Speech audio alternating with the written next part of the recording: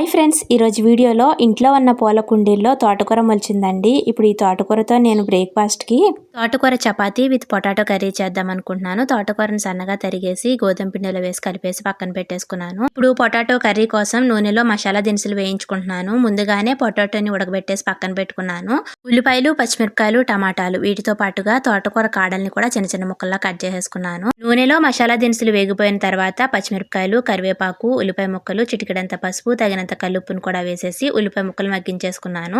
ఇప్పుడు ఇందులో టమాటాని ఇంకా తోటకూర కాడ ముక్కల్ని కూడా వేసి వేయించేసుకున్న తర్వాత 1 స్పూన్ కారం, 1/2 స్పూన్ ధనియాల పొడి, 1/2 స్పూన్ గరం మసాలా వేసేసి వేయించుకున్నాను. ఇప్పుడు ఇందులో 2 గరిటెల పెరుగును కూడా వేసేసుకుని పెరుగులోంచి వచ్చిన వాటర్ కూడా దగ్గరగా అయిపోయిన తర్వాత ఉడకబెట్టి పక్కన పెట్టుకున్న బంగాళాదుంప ముక్కల్ని కూడా ఇందులో వేసేసుకుని కొన్ని వాటర్ను కూడా వేసేసుకుని మూత పెట్టుకుని నూనె పైకి తేలేంత వరకు ఉడికించుకున్నాం అనుకోండి, పొటాటో కర్రీ రెడీ అయిపోయింది. ఇప్పుడు నేను చపాతీని కూడా కాల్చేసుకుంటున్నాను. అంతే ఈ వీడియో. Bye bye.